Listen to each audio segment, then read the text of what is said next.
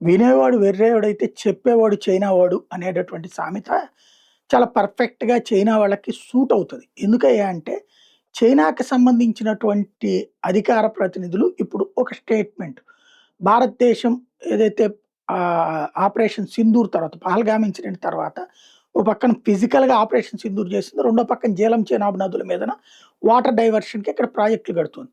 ఇది హ్యుమానిటీకి వ్యతిరేకమంట. అంటే మానవత్వానికి వ్యతిరేకమట. మానవత్వానికి ద్రోహమట. ఇది చైనా స్టేట్‌మెంట్.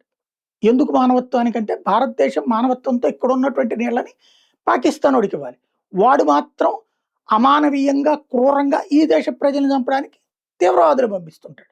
వాడి పట్ల మానవత్వంతో చూపించాలని వీళ్ళు చెప్తారు.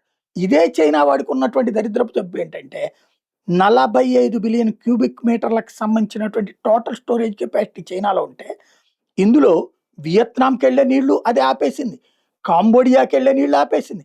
థాయిలాండ్, లావోస్‌కి సంబంధించినటువంటి నీళ్ళని సీజనల్‌గా వెళ్ళే వాటిని ఇది బ్రిడ్జిలు కట్టుకుని ఆపేసుకుంది. వీడు నీతి చెప్తాడనమాట.